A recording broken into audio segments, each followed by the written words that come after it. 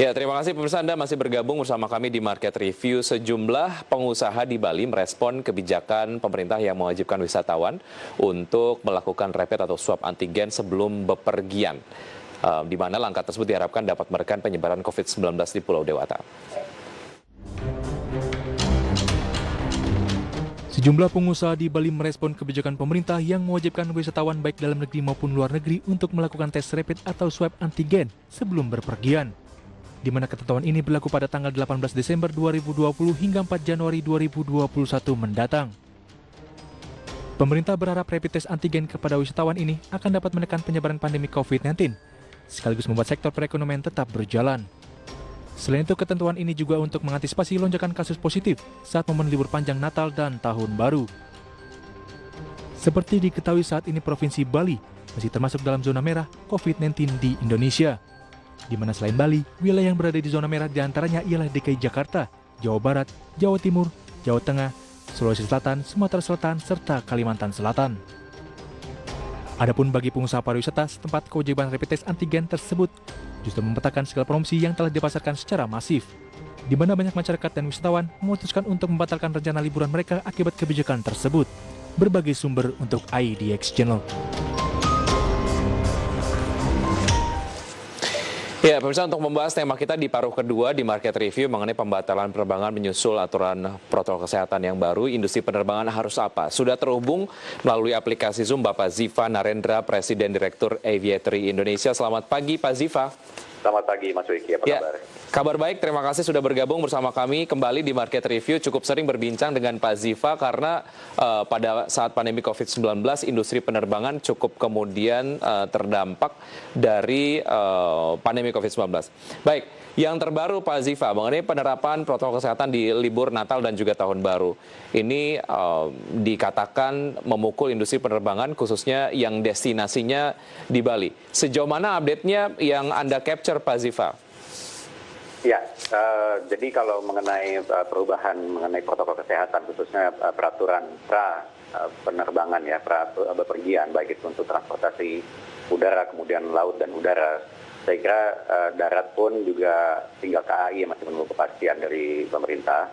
Ini memang kalau kita mau lihat dari dampaknya terhadap musim liburan, memang cukup besar dampaknya karena akan menurunkan minat para wisatawan yang ingin menuju bepergian karena ada beberapa syarat yang harus dipenuhi sebelumnya, termasuk antara lain ada rapid antibody, ada rapid antigen di beberapa daerah, dan juga PCR khususnya untuk yang bepergian ke Pulau Bali, dan tidak bisa kita lupakan juga untuk wisatawan atau para tamu yang berdatangan dari luar negeri ke Indonesia masih menggunakan persyaratan yang cukup ketat termasuk PCR diantaranya. Nah, namun di sini saya melihat kita harus kembali lagi ke prioritasnya utama. Kita mau mengutamakan untuk menurunkan kurva penyebaran virus ini, atau kita ingin menggerakkan kembali roda ekonomi khususnya di musim liburan di aspek atau di sektor pariwisata. Kalau kita melihat dampaknya secara ekonomi atau industri pariwisata, ya tentunya dengan menurunnya minat para wisman atau wisatawan ya, ini akan berdampak ke menurunnya demand atau perputaran dari sektor pariwisata. Tapi kalau misalnya untuk dari menurunkan kurva penyebaran virusnya, saya kira sangat penting sekali untuk kita justru malah memperketat, karena rapid antigen ini walaupun lebih akurat daripada rapid test yang kita kenal sebelumnya, masih belum bisa menyamai level akurasi dari PCR itu sendiri. Jadi kalau dari kami pribadi, saya kalau melihat dari untuk menurunkan kurva dari penyebarannya ini kok justru kita malah kontraproduktif begitu, Mas Wiki.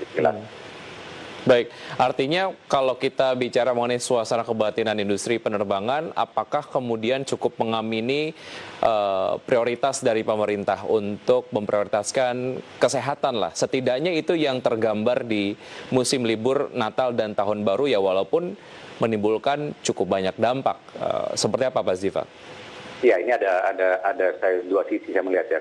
Saya mengatakan ini tentunya juga pastinya ada aspek negatifnya, bahwa kalau misalnya kita perketat tentunya kan ya volumenya bepergian akan menurun atau tidak bisa meningkat dari yang sebelumnya. Kemudian juga menurunkan antusiasme masyarakat untuk bepergian.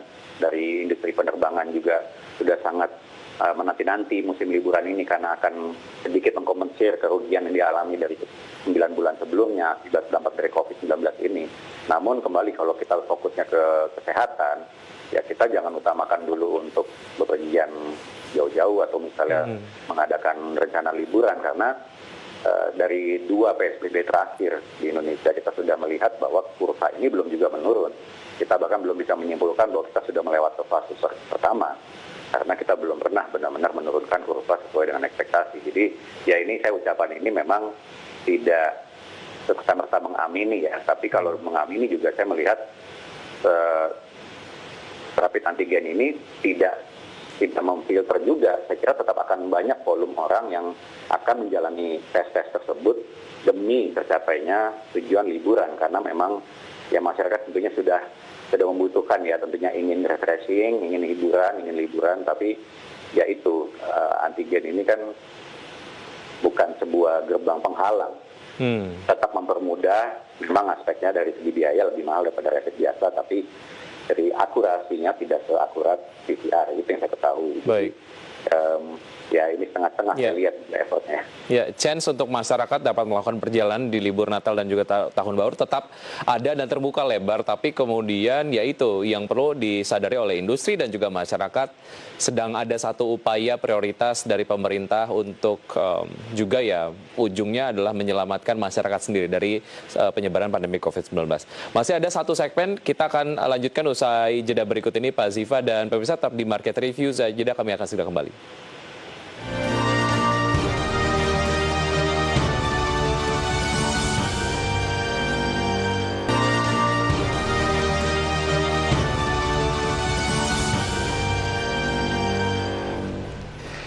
Terima kasih Anda masih bergabung bersama kami di Market Review. Kita sudah sampai di segmen terakhir dan masih berbincang dengan Pak Ziva Narendra, Presiden Director Aviatory Indonesia. Pak Ziva, saya ingin mendapatkan gambaran sebetulnya Provinsi Bali ataupun destinasi wisata Bali sejauh mana ini menjadi sebuah market yang cukup besar untuk industri penerbangan di Indonesia. Artinya jika di sana ada sebuah kebijakan yang menyebabkan banyak sekali pembatalan penerbangan di libur Natal dan juga Tahun Baru, ini kemudian akan menimbulkan dampak yang sangat signifikan terhadap industri penerbangan. Iya, memang Pulau Bali ini yang sangat signifikan sekali masih sampai saat ini sebagai tujuan wisata nomor 1 di Indonesia, baik bagi wisatawan lokal maupun wisatawan asing.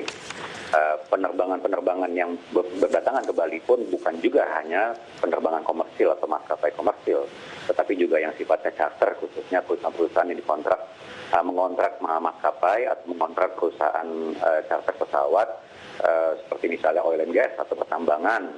Setiap akhir tahun itu pasti ada namanya Christmas flight. Nah, Christmas flight ini bisa saja berupa istilahnya mudik bagi wisatawan atau bagi karyawan ekspatriat, maupun juga ya penerbangan liburan seperti antara lain ke Pulau Bali ini. Dengan menurunnya volume penerbangan akibat dampak dari COVID ini, tentunya Pulau Bali atau operator wisata Pulau Bali sangat mengandalkan musim liburan akhir tahun. Namun ya kita harus hadapi kenyataan juga bahwa virus ini masih belum teratasi, dan kita menghadapi realita bahwa untuk liburan akhir tahun ini pun saya kira 50% dari volume yang dipenuhi dari tahun lalu di Desember 2019 itu akan sangat jauh sekali di bawahnya. Jadi saya bisa bilang bahwa 70-80% dari volume penerbangan di akhir tahun yang biasa bepergian ke Pulau Bali dibandingkan tahun lalu itu tidak terlayani tahun ini.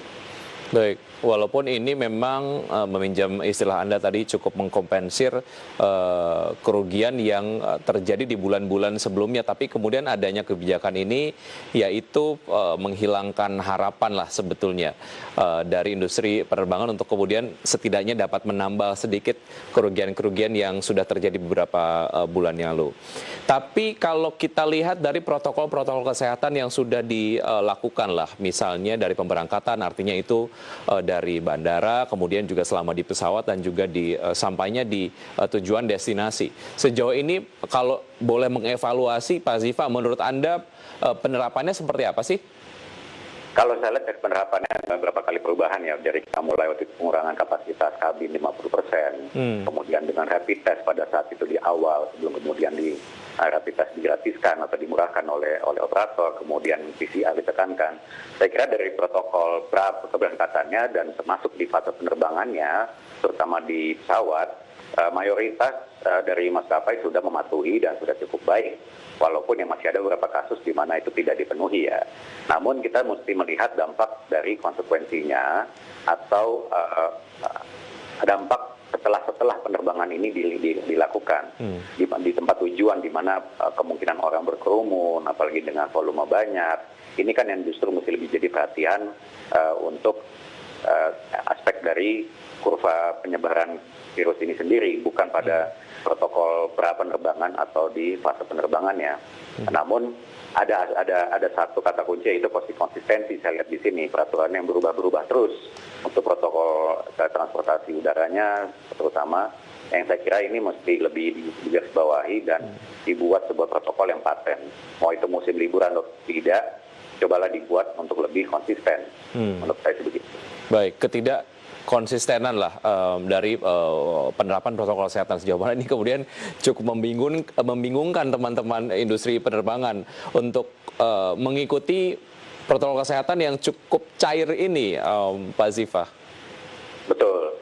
Ya memang kalau kita bercermin dengan negara lain, ada juga tidak sedikit juga negara yang adaptif.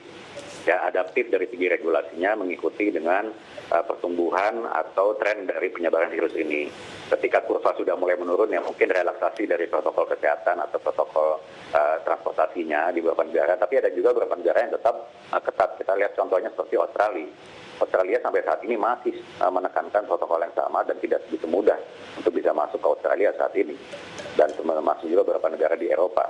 Amerika Serikat memang sedikit lebih longgar, namun juga kita lihat sebagai konsekuensinya kurva di penyebaran di Amerika ini sampai saat ini juga belum menurun, bahkan di beberapa kota besar masih meningkat kasus-kasusnya. Jadi Indonesia saya kira harus menentukan sebuah kebijakan yang paten, saya sebutnya tadi, yang tetap tidak terlalu dinamis, karena apa? Virusnya ini masih naik turun. Gitu. Baik, ya.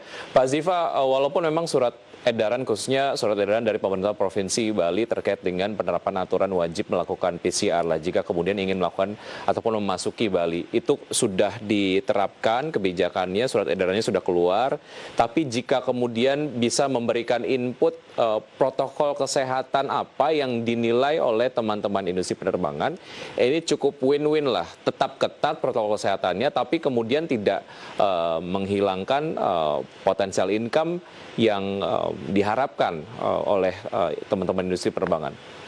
Kalau saya bicaranya bukan dari hanya semata-mata dari industri penerbangan, kalau kita ambil kata kuncinya di sini kesehatan dan recovery atau pemulihan, maka kita mengambil kacamatanya umum.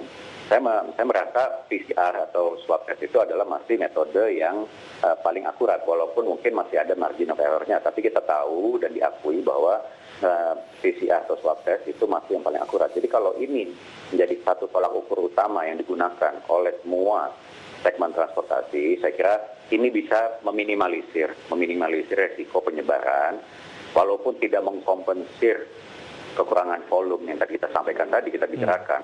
Tidak juga serta-merta kemudian meningkatkan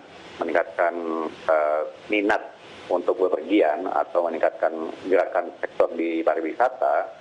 Kita bisa meminimalisir resiko penyebaran tadi. Gitu. Jadi saya kira memang kita harus menerima kondisi ini kalau kita tujuannya mau mengatasi virus COVID-19. Baik, setelah ini tertangani dengan baik, aktivitas ekonomi juga diyakini dapat sangat pulih dan bisa lari cepat. Baik, Pak Ziva, terima kasih sudah bergabung bersama kami di Market Review. Terima kasih untuk analisa komprehensifnya. Sukses selalu, sehat selalu Pak Ziva. Sampai jumpa.